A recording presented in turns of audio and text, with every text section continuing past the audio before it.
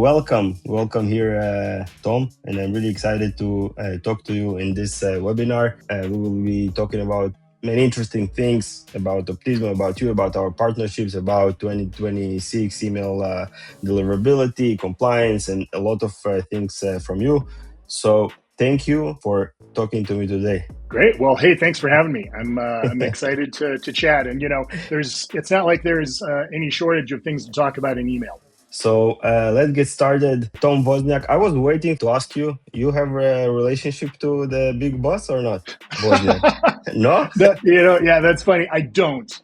But it's always a funny question because I've been, in this space and in technology for decades, and going to a lot of conferences. I used to, we'd exhibit at the ad tech conferences. Don't even exist anymore.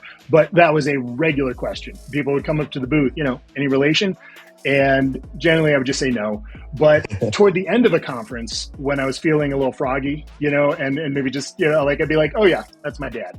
And the reactions I would get from people were kind of fantastic. It is and despite the no relation, it always turns heads when I go to the Apple store. If I've got an appointment at the Genius Bar or something, usually I'll get a reaction. And at least once when I came up to check in for my appointment, she said, she's like, last name. And I said, Wozniak. She's like, no, what's your last name? I'm like, no, seriously, check, it's Wozniak. I promise. So amazing. Probably all the Wozniaks have a very techie mind, so I like it. Maybe so. Or we end up on Dancing with the Stars. So that's, I'm not as proud of that part of it. Amazing. So let's get started, sir. Yeah. So tell us a bit about yourself, what you're doing, and something interesting, not related to OPTIZMO or overall, so people get to know you better. Yeah. Well, thanks. Yeah, boy, interesting. That's put somebody on the spot. Tell me something interesting about you. Again, thanks again for having me on. This is always fun to chat about, email being one of my absolute favorite topics. And, I think about, just how long I've been in this space now. And it's, going back, I got into digital back in the late 1990s, and all the things that I've seen change over that time. And just what a fascinating industry we are in, both specifically in email and performance email generally, and then in, kind of the larger digital landscape and just what that ride has been like so far. But my experience extends from big companies with thousands of people to startups and being one of the first handful of folks to, help build a brand new company. I've loved going through it kind of the whole time.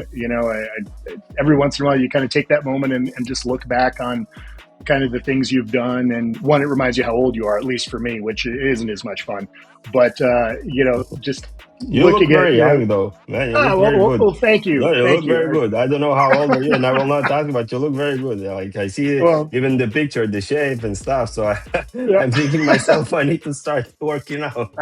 I do. That is one of the things. And if we're touching on, I don't know if that's an interesting thing about me, but yeah, that's like AJ, my marketing manager will tell you, and the folks at OPTIZMO, I'm a little famous for being the first one online every morning because I get up to go to the gym at 4:30 and I'm on Slack, seeing what's going on and just, catching up. So my day, it starts very early and kind of ends kind of late. So it looks like I'm around a really long time, but at least a good, couple hours of that is going to be at the gym every day, attempting to, not get any older. That's really my goal. I don't know that I'm accomplishing it, but I'm fighting it as much as I can. Amazing. Okay. I'm Daniel. I'm leading the company Warmy. What I'm doing when I'm not doing emails, like adrenaline. I'm an adrenaline junkie. Recently, I also flew in a combat jet, and did some adrenaline 40 minutes. Yeah, it was really cool. Above the Mont Blanc in Italy. It was really, really exciting. So, and with the loops and stuff. So, yeah. Wow. And the rest of the times I do emails, but I don't do gym like you. And I have a belly.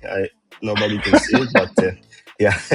Okay, let's get started. What is OPTIZMO? Why OPTIZMO? Everything you can tell us around it. Yeah, no, thanks for the opportunity. And yeah, I guess I should have started that introduction with, I'm the COO of OPTIZMO.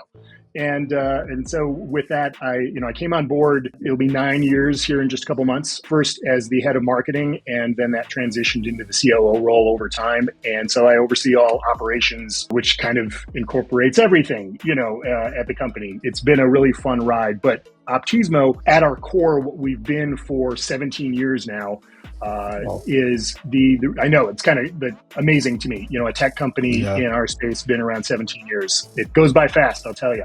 But we've really become the leader in suppression and email compliance. And that's been for the bulk of our existence, that's been our focus. And so, our clients are the advertisers and the networks. And what we've always focused on is trying to make it as easy as possible for mailers to comply with laws like can spam, so that, you're both collecting and honoring opt-outs, and then, suppressing people who've, opted out of previous campaigns, or who the brand has put on a suppression file as folks that mailers can't mail. And making that process, which can be very manual and clunky, making that as seamless as we can. And so for, the first 16 plus years of our existence, that's really been our focus. And we've become really the leader in that space, helping the way we look at it is kind of an insurance policy, and hopefully keeping the industry on the right path in terms of following the rules. Because if we want this industry to stick around, compliance with regulations around the world is really vital. And I know we all want email to continue to be successful into the future, beyond where we are today. So that's really been our focus up until this point. But one of the things that we're definitely going to talk about, I know a little bit later, is where OPTIZMO is headed next. And I'll preview that just a little bit with, we really looked at our position in the space, and always are interested in what could we do to help. Where are points of friction or challenges that our clients and other partners in the space face that we might be able to assist with. And in looking at that, one of the places that we really came to the conclusion where we could, provide value was on the deployment side. And so that's really exciting for us, because over, that first 15 plus 16 years of our existence, mailers, thousands and thousands of mailers use our platform every day to access suppression files and get opt-out links and potentially cleanse all of the things that are vital to mailing. And yet we've never had a true product for mailers. They've just all gotten to know us and hopefully like us. We've tried to be really supportive and be a good partner, help them do their job better and easier. And so this is really an extension of that, where we wanted to build a platform that would more directly impact mailers in their day-to-day. So again, I won't get into all the details yet, because I know we're going to chat on that later, but that's the kind of exciting thing that is sitting right in front of us now that we're bringing to market very quickly. But maybe, Tom, if you can make it a bit simpler. I'm a mailer. How OPTIZMO can help me? In a simple words, like some of the things you said here, maybe for some people can be a bit complicated. Sure. When I need to use it, I saw many logos of huge companies are using your tool, and it's amazing. And but let's say I'm a mailer, never heard about OPTIZMO. In simple words, in the elevator, what would you tell me? Sure. And again, it kind of becomes a two-parter, but today, the most important thing would again be suppression. And so where a mailer would get to know OPTIZMO is you have decided that you're going to mail an offer for a particular advertiser, and you get access to that through your network or directly. And one of the first things that advertiser is going to say is, hey, we need to make sure that you're suppressing all of our opt-outs, that you have an opt-out link that will collect new opt-outs that, from your mail, and they will then connect you with us. And essentially a mailer would then create an account in a platform that up until now we called Access. Very simple. It means you get to access the suppression files. It's like pretty clear what it does. And our main you'll get the connection that our main product is called Suppress, because it's focused on suppression. So we like to keep it simple when we name products. You'll get that when we talk about our deployment platform too. But so mailers would then create an account through Access, and through that they would be able to access the different suppression files, opt-out links for any advertiser in our system that they are working with and promoting their offers. So very simply, then they might log in and say, okay, I've got this new offer for advertiser 123, and I'll go in here, I'll download the most recent suppression file before I mail so that I can cleanse that against my mailing file and remove any opt-outs or anybody else that needs to be suppressed. And then I'm also going to pull down an opt-out link so that I can put that into my email. So new opt-outs are collected, uploaded into our system, and merged with all the opt-outs collected from the other mailers that are mailing the same offer for that advertiser. So that's really the way today that the mailers would work with us. And again, it's, that's always, that's free for mailers. There's no, charge for that our clients have been the advertisers. And we do our best to support the streamlined and easy access they have to what they need to mail compliantly. Amazing. Great. In a few words, why it's even important? Like I started mailing yesterday. Yeah. Why it's important? Why I need to care about it? Yeah. Yeah, that's a great question. Yeah. And really, that gets back to if you're going to just mail once and never mail again, I suppose not, compliance, I guess you could say wouldn't be important, but it still is because you could get in trouble. But the point being, if you're going to mail and you want to build a business around it, you have to follow the rules. And there are fortunately very clearly defined laws and regulations around the world for what you need to do in order to mail people in the United States, mail people in Canada, in the EU. By the way, different laws, or it's one law all over the world? Of course, different laws, because, we don't want to make it easy, but also all those countries are going to get together and have one law? That's never going to happen. Okay, right. So there are laws. Okay.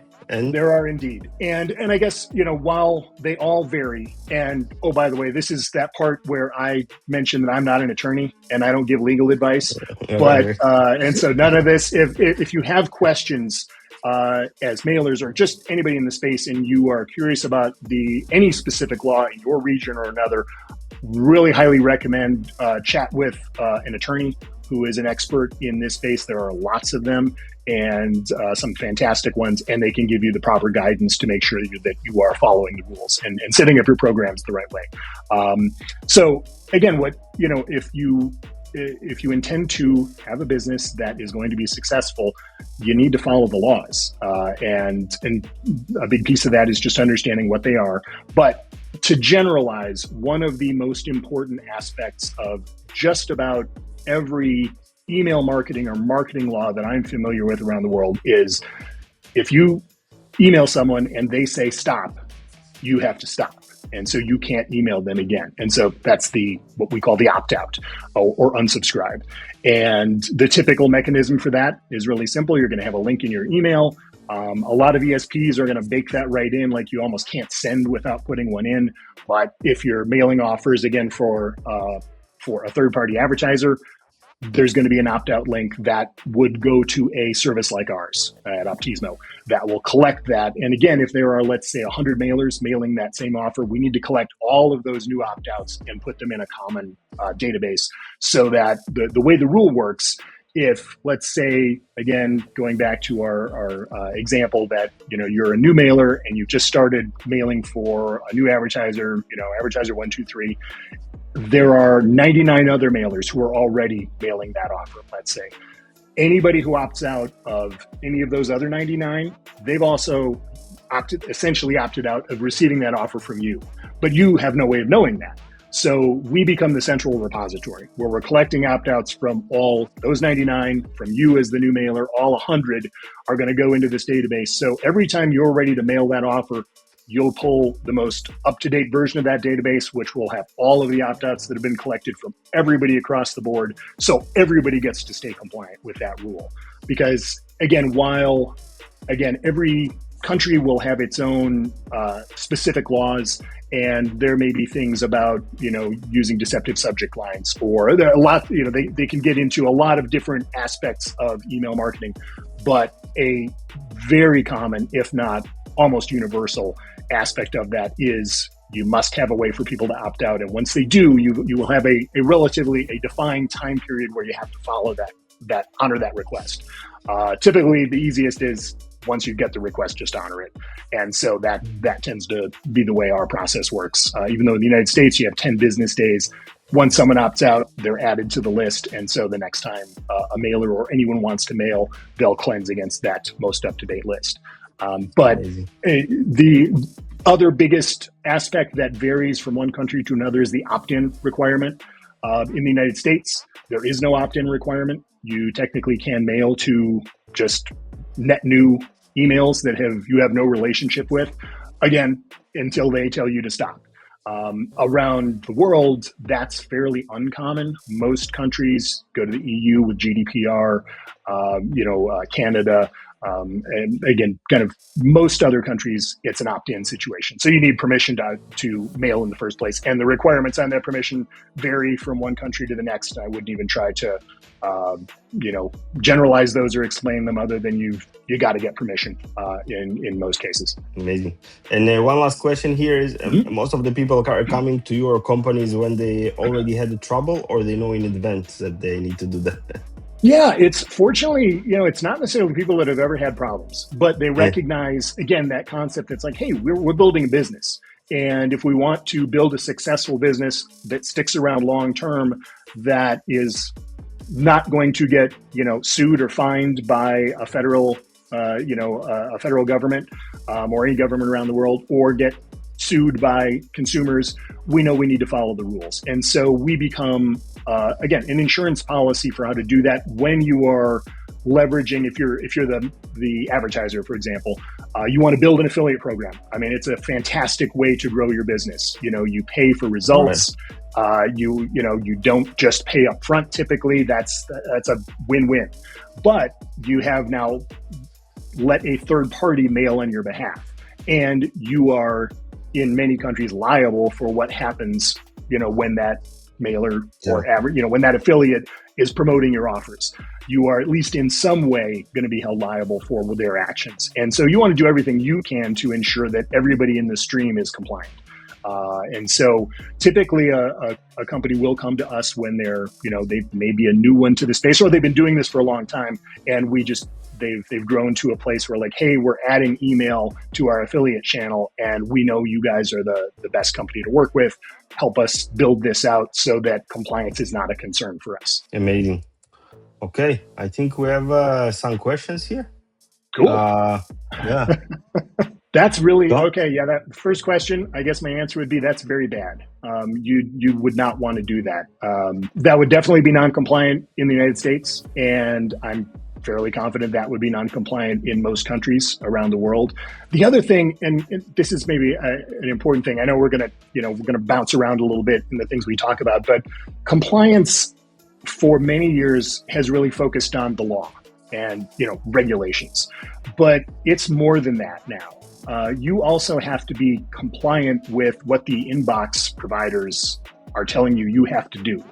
And it's every bit as important, just for different reasons, because if you don't follow the rules that Gmail says you have to follow, if you are a bulk email sender and you want your emails in the inbox, if you don't follow the rules, your emails don't go to the inbox. And if your emails never reach an inbox, well, you can't make any money. It could be the best, amazing marketing email anybody's ever written, and 100% of the people who see it would click on it and buy the product, and you'd make millions. But if it doesn't get delivered, then it really doesn't matter. And so you to comply these days, I think compliance, again, is become a broader topic. You also have to comply with the rules of the inbox providers, the ISPs. So when we talk about things like the unsubscribe link, you are not going to get mail into Gmail if you have not included an unsubscribe link and followed their rules. That is a guaranteed way to get to the spam folder, or just to get blocked entirely. So yes, is that bad, or how bad is it? It's really bad not to have an opt-out link. Let's continue. Thank you so much for this. And in a few words, Tom, how did you start with everything related to email? Maybe you had a very long history, right? As you mentioned, but in a few words. Yeah, for sure. So yeah, I think about this whenever I'm doing a panel. It's sometimes this is my first question to my panelists, like, when did you send your first marketing email? And I always have them be, just again, makes me feel old, I guess, but maybe establishes a little bit of credibility. But I figure I sent my first marketing email around 1995. So we did have email back then. It was very different from the email now. And that's actually one of the most, I don't know, to me, very fascinating things about the industry of just how much it has changed since then. Because back then, email was pretty easy. I mean, it didn't have all the bells and whistles you have now. It was just text. You didn't have graphics. You certainly didn't have video or any interactivity. None of that stuff. It was just you'd get just a good old text email. But people were starting to send a lot of them. The capability to send marketing email goes back to the 1970s. But it was probably, when the internet really took off and people started having access to it both at work and at home, which, is in that kind of 1990s range for a lot of folks. That I think is clearly when it began to take off as a marketing vehicle to, especially to reach consumers. But yeah, so first marketing email back in 95.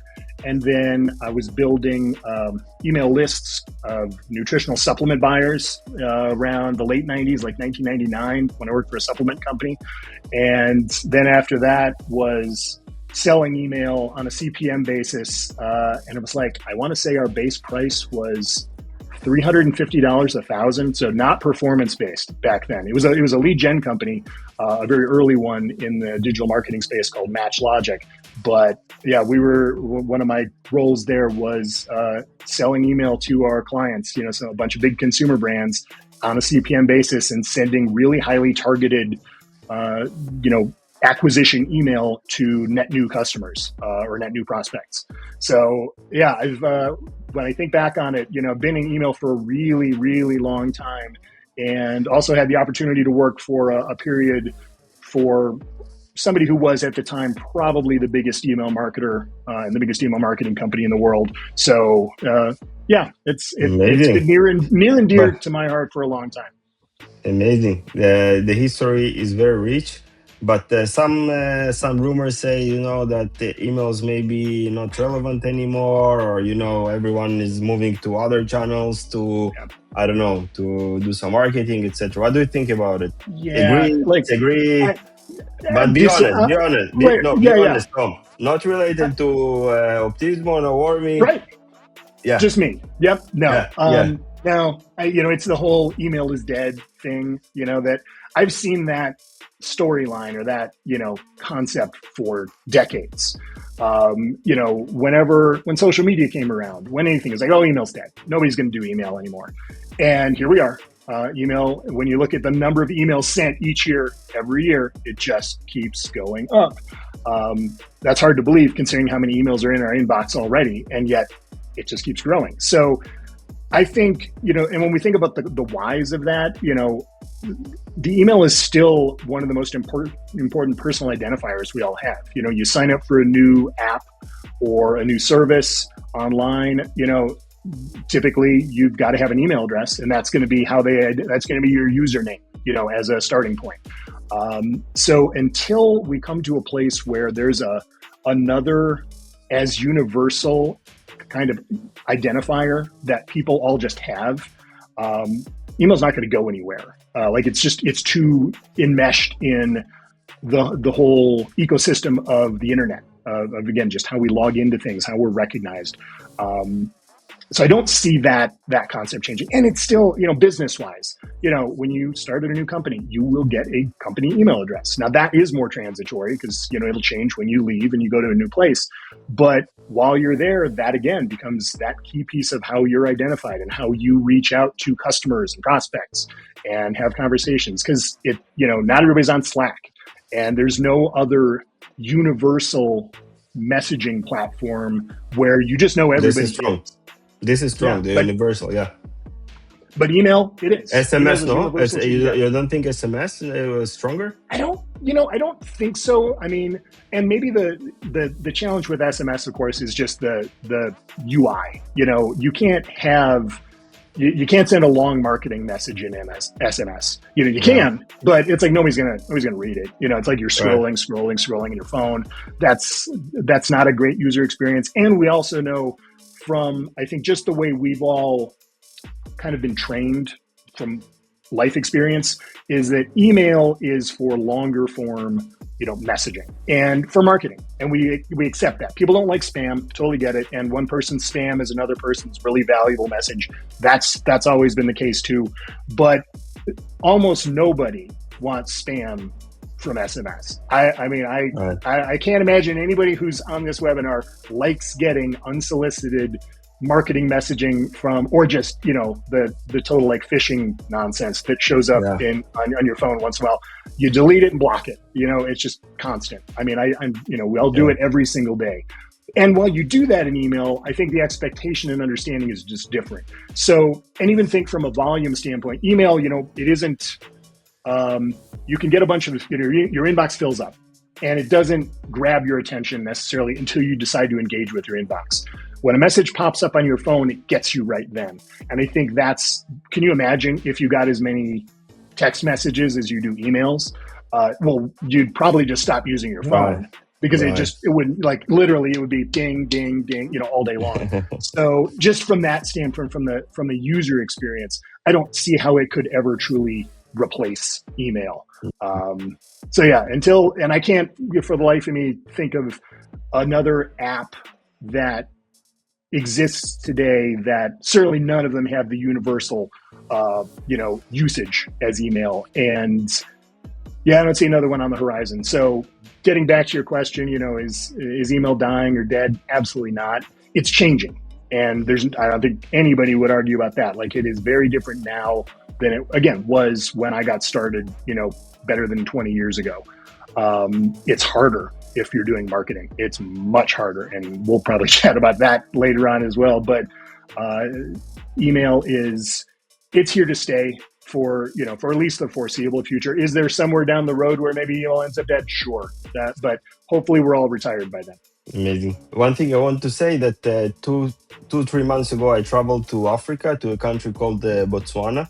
Very nice country, by the way, to a conference. To show what we are doing, email deliverability and stuff. And they told me, listen, guy, no one is using your email. You can go back to your country or something like that. So I don't know. They are mainly using their phones there. It was iGaming conference. So I said, no one is using email, so go back. Hey, that's interesting. And of course, all of this, as we're talking here, it's like, this is my opinion. I'm not in any way suggesting, I got all the answers. I've been around and know a few things, but I would not in any way suggest that I'm a seer who knows exactly where all this is headed. I wish. That'd be awesome. No, maybe it's opportunity. If no one is using email, there's an opportunity to, to be the first. It's never. Okay, let's continue. In a few words, but I think you spoke about it, where is the future. But give us, maybe 1-2 points in now in 2026 or in the future with all the AI there. Now in Gmail we have the AI inbox and all what is happening. Something unique that you want to mention beside what you mentioned that we need to make sure we are having? Yep. I'll go back and I'll start it. Maybe I'll do 2 answers then. First one, I think I'm going to say attention to detail is the most important thing for predicting somebody who's going to be successful in email this year and beyond. And I say that partly calling back to the things I talked about, that there are so many rules and regulations and requirements that you just have to comply with. I know a very good friend of mine who she runs an email agency that many of us would be familiar with, but I'm not going to drop names. She has expressed to me, she's like, years ago, we had a checklist, for every email campaign that went out, but it wasn't really long. And she's like, now the checklist of all the things we make absolutely sure are in place is extensive. It's pages. And it's because they know if they miss any one of those, it's going to have repercussions. It's going to, you mess up your sender reputation. If you didn't follow a rule, you burn an IP, you've done something that, small or large, is going to have a negative impact, not just on that campaign, but potentially on your next campaign and all the ones after that. Because none of these are just one and done. Everything is based on a long-term program that you're building. And again, your sender reputation is so much about your ability to be successful. If you're not following those rules, by accident or on purpose, you're just not going to be successful. And so that attention to every single campaign, you've got to run down this big checklist and make sure you're doing everything the right way. And I would add into that, that's not just all the following rules, but it's also making sure that, is your marketing messaging right? Are you really paying attention and optimizing and testing and doing all of the things to make sure that you are getting the absolute best ROI and learning out of every single campaign that you send out, and then taking whatever those learnings are and rolling them into the next campaign so you can continue to optimize. You're not going to be successful either this year or in the future. You just have to do that. And that's in some ways different, again, than getting back to like what the industry looked like when I first got into it, where you could just, the concept of spray and pray, where it was just, okay, I've got 1 million people in my, database, or 10 million or whatever, and I have an offer, I'm just going to send it to everybody at the same time. I'm just going to push send. And back then you would know, as long as the email address existed, it's going to reach the inbox. That's not a problem, because deliverability wasn't a thing that people worried about. Probably wasn't a word that really existed then in terms of email. But now, it's much, much harder. And still, you can still do it and obviously be incredibly successful. We got, a bunch of people here because, this is an industry we're all in, but it takes that attention to detail if you want to be successful at it. So that's really my answer to that one. I know it kind of does, play on what we already talked about, but if I had to pick one thing, I think it's that. Maybe to add something forward-looking, Daniel, you mentioned AI and just, all the things that are coming. I think being open to and curious about what's coming, about the technology, or again, like you brought up Botswana, where maybe email is not the right vehicle there now. Maybe it could be, but looking into those things, being not just staying set in your, this is how I do everything. And it's worked up until now, and so it's going to continue working. Look, I've been successful. My program has made money. Great. That's not gonna, same thing. It's like you have to be nimble and looking at what changes are coming and what you can take advantage of. AI being the great example. That's a huge disruptor. But for marketers and for email marketers, the ability to create content so fast. And if you've done a good job of, creating a large context layer for your AI that's creating your content, it's going to be hopefully good content, and it gets smarter and better as it goes. And so suddenly you've augmented your team with AI, as opposed to having to potentially hire a bunch of new copywriters to generate that much volume of content. So the ability to iterate and create content and those kind of things is just like, it's incredibly exciting for not just email, but for all marketers. So I think that forward-looking mindset, that's also going to be key to predicting both success this year and long term. Amazing. And why OPTIZMO? Yeah, this is a fate. Like one of those things. I mean, we never know, how did we end up where we are today? And it's, a collection of all the decisions we made along the way. But I see your spark in the eyes when you speak about OPTIZMO. Yeah, it's a really special group. It was happenstance, that I got connected. Funny, that I'd been in the industry for a long time already, and I'd actually left affiliate marketing and gone and done an ad tech startup, and then I'd gotten into video ad, worked for a video ad platform, but was looking for my next adventure basically. And a mutual friend of mine and our CEO, Chris Thayer, reached out because seemingly within a couple of days, Chris had reached out to him and maybe posted on Facebook that he was looking for a head of marketing. And I had reached out to him and just said, "Hey, Matt, I'm looking for something new. If you know anything, let me know." And he was like, "Oh, well, this is weird. You guys both kind of came onto my radar within days of each other. And it sounds like you're looking for each other. And he's like, do you know, have you met before? And we had never met, despite both of us being in the industry for over a decade at the time. And so we got connected, and over the course of about a month, had a bunch of phone conversations, because I'm in Denver, Colorado, and Chris is in Austin, Texas.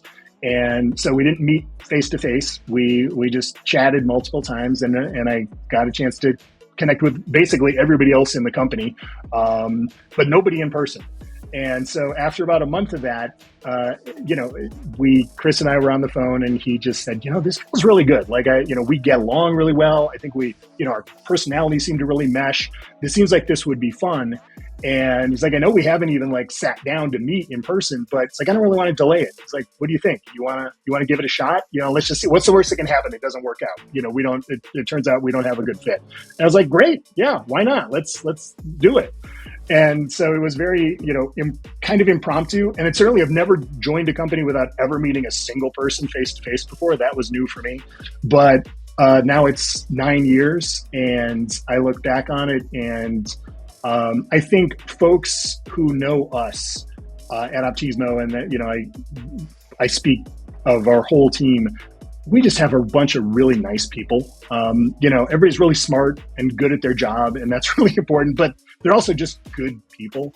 And we're all focused on helping each other and helping our clients, and just trying to do things the right way. Be nice, be kind, provide value, and good things tend to come from that. And so I felt, and I've expressed this to Chris over the years, that this was a bit of a unicorn for me. It was that company where, everything kind of aligned, where the job itself has been really fun. And I've never stayed at a company for 9 years before. I've always gotten bored and moved on. Or just, I checked your LinkedIn. I checked your LinkedIn. Yeah. You end up at a place, where you're not challenged anymore, and it's just time to do something new. And 9 years, and that hasn't happened, and I'm continuing it. I continue to be challenged, and we continue to do new things. And I've got the opportunity to get involved in those things and stretch and learn. So that's always been exciting to me. But it really does come back to the people, that this is, it's my work family, and I now, Chris is one of my closest friends. Our CRO, Jake, again, I think of these people like brothers. They are truly family. And that's just a rare thing. I mean, I know we've all probably experienced that. We've all worked at good places and maybe not so great places. But for me, at least, it's always been one of the most important things, if not the most important, is the folks you work with. And I think that shines through to people who are our clients and mailers who work with us. That it's really funny. I go to conferences and chat with our clients and people who know us, and I never hear anything but people saying, "Oh, you guys are great. Oh, Gina's so wonderful to work with on support. I reach out and she's back to me in 20 minutes. That's ridiculous, And so it always makes me feel great when I hear that kind of feedback about, the rest of the folks who I know they're great, but to hear that that's coming through to the people, our clients, and the people that we're supporting on a daily basis, that they feel the same way. That just means the world to me. Amazing. I think all your team, or most of your team, are, or some of them, listening, and I think they feel very good. Wow, amazing. I'm sure. I mean, and I feel the energy so positive, and I really, really like it. Okay. And you have also extensive, in a few words, extensive experience as a marketer.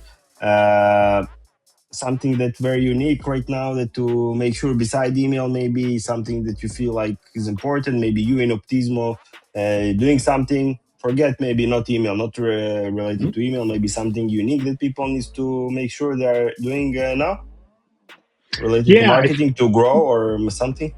Sure. Yeah, I think, interesting question. And I was thinking about this in terms of just kind of email. But I think, when we think broader picture, it's hard not to go to AI with something like this, that it's because it's all happening so fast. A year ago, a lot of us were using AI, but it seems like this year, and really, I don't know, maybe in the last 6 months, and I may just be speaking for myself and for our company, but boy, the velocity of how quickly that has become vital to everything we do on a daily basis is just crazy. But but practically, what you do in the company, you speak all the day with Reddit. What do? You do something? With AI? Yeah, I mean, Yeah, it's something related to AI, maybe in marketing. Sure. Or you meant about training the LLMs to talk about Optismo? Everything. Or yeah, that's a big piece of it. Just like, certainly maybe content creation is a great example where, 2 years ago or a year ago, you were going into ChatGPT and asking it to write content for you. It was okay. It was fine. But what was missing was it didn't really know who you were, it didn't know your voice. It didn't know the entire feature set of your product, all of these things, because there wasn't a good way to train it on that. And then slowly that came around, and now it's very easy to provide that level of background and that context layer. And so I think that's one where I would say most marketers are still in the process of processing it, because we all are. I don't know how you can be ahead of what's happening in AI because it's just so fast. Claude, again, not that long ago, who knew what Claude was? Anthropic? Nobody, maybe people who are deep in the AI weeds knew, but everybody was using chat. It's like, oh, it's ChatGPT. That's the leader in everything. And then all of a sudden, seemingly, in a 6-month span, it seems like to me, Claude went from I had not heard of it to, oh yeah, like Claude is so much better for what we do in terms of, creating agents, sub agents, all the LLM, all of it. That's where we do the bulk of our work. And I still have a ChatGPT account. I just am not using it very much anymore. So this is one of those where I think we're all just going through this kind of together, and some people are a little further ahead and some are a little further behind, but I don't think anybody has truly processed it yet. We're all still living in this like, wow, like this is disrupting everything already. And imagine what it's going to look like in a year or 2 years. I'm not sure, but I know it's going to be different. And I don't think we can have some expectations, but it's going to disrupt things in ways that we're not prepared for. No question about it. Amazing. We will move forward, and also we have questions that people want to ask, and we have left with 70 minutes, and I want to get to your updates in the product, which is very interesting.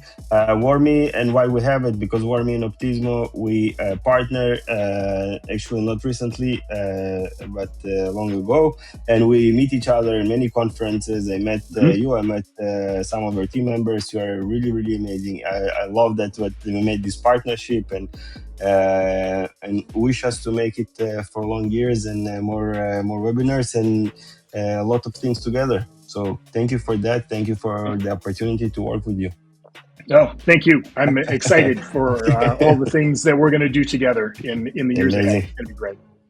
Thank you. Okay, your stage, and yes. Tell us about what you are cooking there. Yeah. So, well, like I said, in keeping with our product naming convention, where we've got Suppress, that is a suppression tool, Access, which provided mailers access to those suppression tools. When we built a deployment platform, what could we possibly call it other than deploy? It just makes sense. So, hey, at least we figure there's not a question about what it does. So this is our new platform that we are. It's rolling out in waves right now, and we'll be in full MSP release here very, very shortly. I won't throw an absolute date on that, but certainly look toward Affiliate Summit East as something that we're pointing toward that. But as to what it is, and I know I've kind of touched on it a bit already, but it really gets back to the fact that, like I said, email's hard.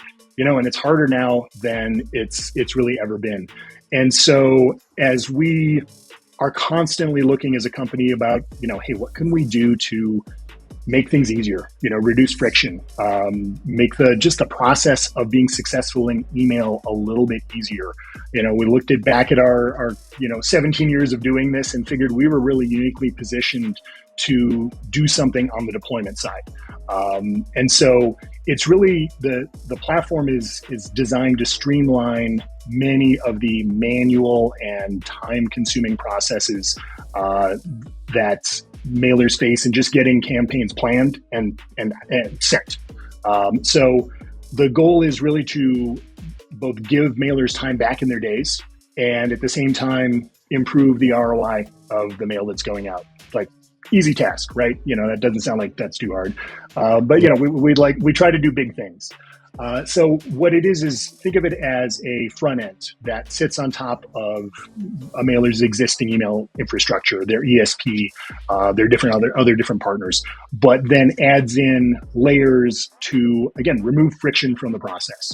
And one of the easiest examples of friction being removed would be the suppression process, where previously or today, if you're sending out, again, campaigns that include third-party offers from advertisers, you're going to be downloading suppression files, downloading opt-out links, cleansing on your own platform, and then mailing from there. With this, we bake that all into deploy. So if you are, as a mailer, going to mail an offer from an advertiser that uses our system already, that will be baked into deploy. So when you then log in and you're preparing that campaign and that offer gets injected into your emails, the suppression will happen behind the scenes automatically. You don't actually have to take any steps for that. That will just happen before you mail. So it reduces not just the time that is required of downloading, cleansing, doing those things. It's all just going to happen. It also reduces the potential for errors. And that's another thing that we just want to take out of the process as much as possible.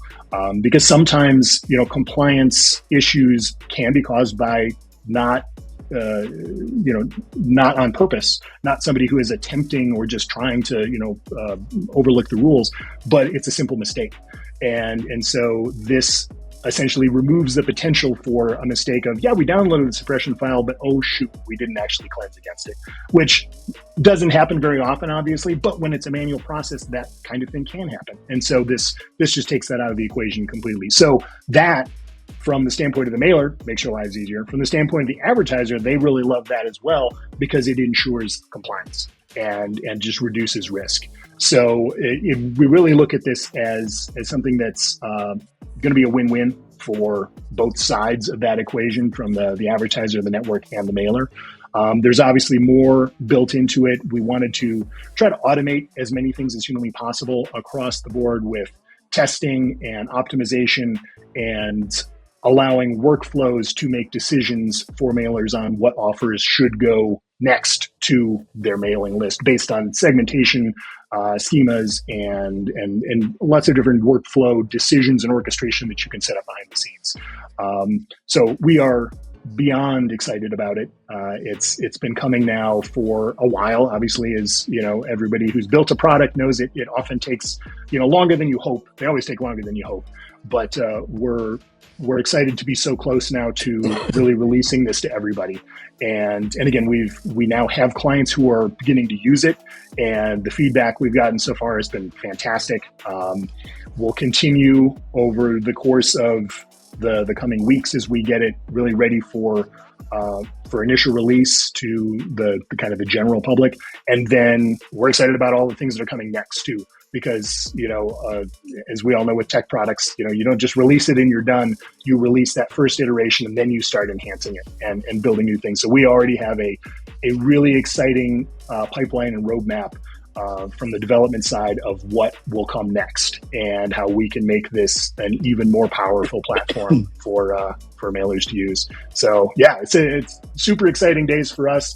And I will say, anybody who is interested in chatting about it in person, you can obviously go to the website, you'll find information there.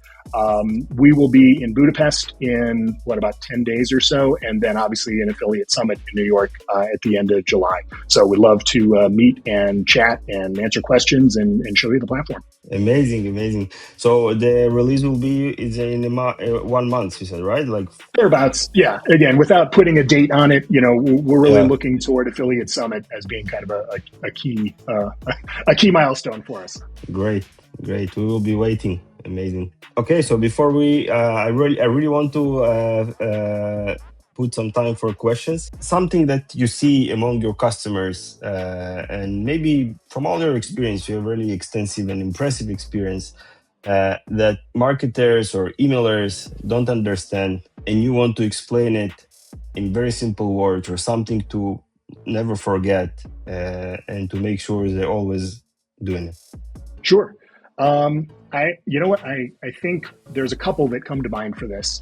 I'll start with the concept that compliance, and this is, again, we're getting back to compliance with both regulations and now sender or guidelines from inbox providers. I think there's a sense that compliance is just sort of a requirement. It's like, okay, I have to do these things, but that doesn't mean it's something I think of as enhancing performance. It's just sort of table stakes. I have to do it. I think that's a place where you can open up your mindset a little bit and look at optimization, or not optimization, but compliance rather, as an optimization tool for performance. In terms of things like if you are focused on reducing, say, your spam complaint rate, and you're focused on getting higher engagement, yes, that's going to, get you into the inbox, but these are also, they're going to increase the performance of your campaigns as well.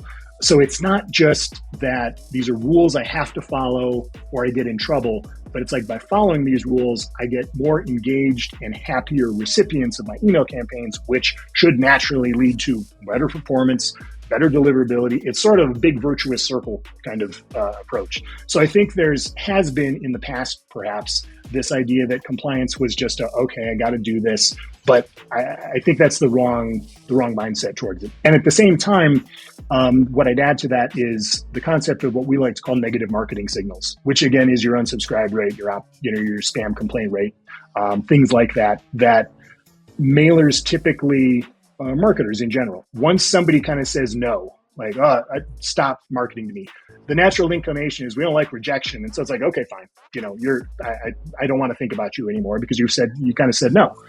But there's all kinds of things you can learn when you look at those signals. Actually digging into the data on the people who've opted out, or again, who've, spam complaints, things that can be very negative for your campaigns. Look for trends in those that you can identify as like, hey, there seem to be certain segments of my audience that are responding in these more negative ways. They're opting out at a higher rate, or they're, flagging it as spam at a higher rate. Why might that be? And maybe it's because your messaging just isn't resonating with that particular group in your database. Well, that's a great impetus for changing your messaging and focusing something more specific to that audience that they may be more interested in. So I think there's a tendency to want to just only focus on the positive signals. It's like, what's my click rate? What's my conversion rate? That's great. But if you're not thinking about the negative, you're missing a chance to really enhance the positive. Thank you for that. Okay, this is the last thing I want to ask you here, and then we'll go to the questions. I want to have time. As a C-level, as a COO, and again, with very extensive experience, I really want to learn from you now about it. Tell me something that I really I will take from your long experience, man. I'm really impressed by it. Something as a C-level person, something. Yeah, give me something, for sure. Please. I think from you, yeah. I think you called me old too, by the way, but it's okay. No, I didn't call you old. I called you with a lot of experience. Seasoned? And I see your smile. A lot of people, and younger than you, very tired, and stuff, and you're very positive. You're in shape. I can see it. No, I think it's a great question. And yeah, I think if I could think of one thing, there's obviously lots, but I'll go to AI again, because I think it's just the topic du jour. Everybody's talking about it for good reason. I don't think you can probably have a webinar or a panel or anything in digital, or I don't even know what industry you could have something in where you don't end up talking AI at this point. So from a standpoint of company structure and C-level, there's obviously a tendency to look at AI as like, wow, let's just all look at all the ways that, one, it's disrupting things, but maybe all the ways that we can save money. that I think is something that companies are going to be looking at. And we can leverage this to do so many things that you will end up with. I know we've had conversations about it. The concept of, companies may get formed that don't have any people. Like there's a CEO, there's a founder, and then it's just an AI company. And that's going to be interesting. Like I know there'll be some fun, fascinating Harvard Business Journal, case studies that'll come out of that. But I think companies that you want to go in on AI, because to not is crazy. Like it's going to be so valuable, and you don't want to be left behind. Like it's going to be vital for just about any company I can imagine in the future. But I think it's important to remember the human element. And one of the sayings that I learned or heard early in my career, and it was probably when I was doing sales early on, was that, people like to do business with people they like. And at the end of the day, it's all about people. Like even if you're B2B, it's still people. At the end, you're not selling to a business, you're selling to people who would work at that business. And everybody prefers to work with folks that they enjoy working with. And this rolls right back to what I talked about with OPTIZMO, that I think we have, we're kind of the embodiment of that idea that we like to be a group that, we want our customers to like working with us and find that a good experience. We've all worked with tech companies. We do it every day where, you got to reach out to tech support. It's like, I don't even know if I'm going to hear back. If I do, it's going to be days. It's going to be somebody who has no idea about my business, and they probably can't help. Like it's sometimes how I feel when I reach out to, any number of companies and their support lines. And so I think AI is an opportunity to improve so many things in your company and to streamline things, become more efficient and more capable, but don't take the human element out of it. I think the companies that are going to really succeed, at least in the near term and a near midterm, are the ones that find the way to combine, so that you've got great people now leveraging and working with powerful AI agents to deliver the most fantastic products and services that their clients could ever ask for. That, I think, is the sweet spot. I mean, it's easy to say, but I think it's keeping that in mind and just remembering that human side of it and not getting so enamored with the efficiencies and technological capabilities of AI that you drift away and you lose that aspect of your company. I think that if I had to give one piece of advice to any C-level, any company right now, it'd be that. Amazing. Thank you so much. Okay, I think we came to the end. I know we have some questions. To contact you, how to find you, by the way, Tom, if someone wants to find you or talk to you? Sure. Yep. Easy to find.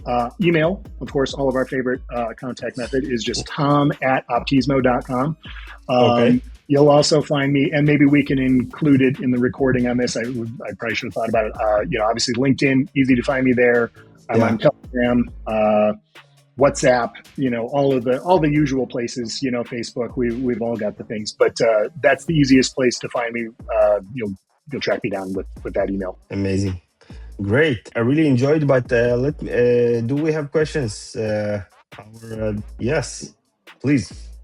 Remedying piece. So you sent an email out to somebody who'd opted out by mistake. That's a really good question. Okay, that's a legal question for sure, and one that I would not try to answer, because I think that's one that you're going to want an attorney. That is an attorney based on either where you are locally or where this error may have happened, so to speak. Probably where you are locally is the way I'd go. Yeah, I don't even know that I want to give a suggestion on that, because that would be so dependent on what the requirements are in your region. There might be a requirement or a benefit to self-report an issue like that, and then there also might not. So, certainly from the standpoint of just it happened and what do we want to do moving forward, you want to make sure you can clean up and identify why it happened and do anything possible to ensure that if there was a break in the process, what can you do to make sure that doesn't happen again? Because that would be probably an important step, regardless of how this is going to go with any regulatory body in your region, is showing that you're attempting to remediate it and also fix the potential issue going forward. I would assume that would be beneficial to you, and you're just going to want to do that in the first place. So yeah, I wish I could give you more, but that's really a question for an attorney. That's one that, boy, we get into that place where the bad actors that, are sadly, trying to mess it up for everybody. Most mailers are, just trying to, build a business, send out, marketing messaging to consumers or businesses, help another company sell a product or service. Really that's it. And that's about as, above board as you can get. And even in some of those cases, I think, where a company might get into some compliance issues, it is not from a malicious standpoint. It's not phishing. It's an honest mistake or just didn't know that was a requirement, because some requirements are pretty deep in the weeds. But yeah, phishing, folks that are out there actually aggressively using attacks like this, where the unsubscribe link itself is used for phishing. That's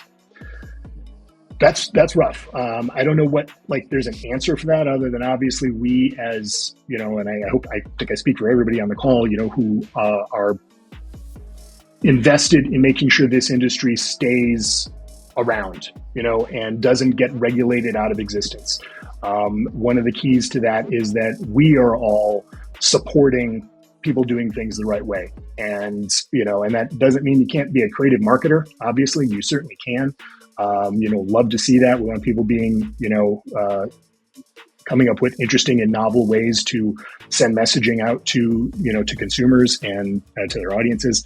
But boy, yeah, I wish there was a magic wand that I'd be happy to wave it if we could just get rid of all of the truly malicious, phishers and just, people who are sending out viruses and doing this stuff. It's bad for all of us at the end of the day. Okay, the moderator just updated me that we have no more questions and we are exactly on time. Beautiful. Don, it was really, really amazing. I really liked it. And I'm really impressed from your energy, man. I'm jealous.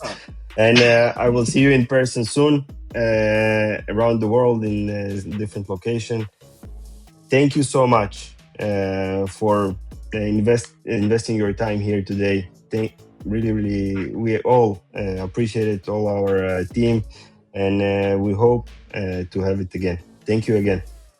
Thanks, Daniel. Really appreciate it. This was a blast, and yeah, I look forward to doing it again.